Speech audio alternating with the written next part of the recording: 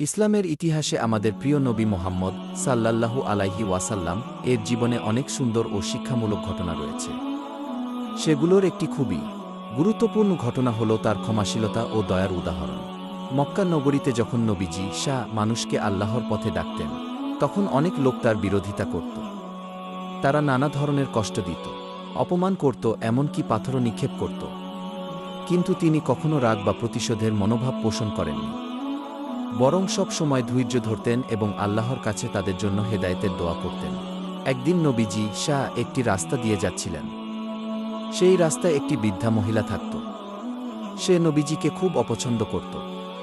প্রতিদিন যখন নবীজি সেই রাস্তা দিয়ে যেতেন, তখন সে তার উপর ময়লা বা আবর্জনা ফেলে দিত। নবীজি কখনো তাকে কিছু বলতেন না। তিনি চুপচাপ নিজের কাপড় পরিষ্কার করে চলে যেতেন।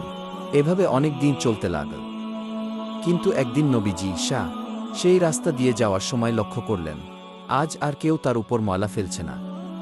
তিনি অবাক হলেন, কারণ প্রতিদিনই তো ওই মহিলা এমন করত। তখন তিনি ভাবলেন, হয়তো মহিলাটি অসুস্থ।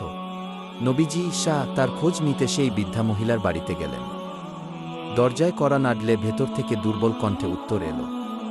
তিনি ভেতরে গিয়ে দেখলেন, মহিলা সত্যিই অসুস্থ হয়ে শয্যাশায়ী।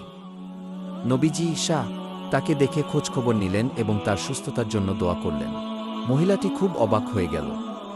সে ভাবতেই পারেনি, যাকে সে প্রতিদিন কষ্ট দিত, সেই মানুষই আজ তার অসুস্থতার খবর নিতে এসেছে। তার চোখে পানি চলে এলো।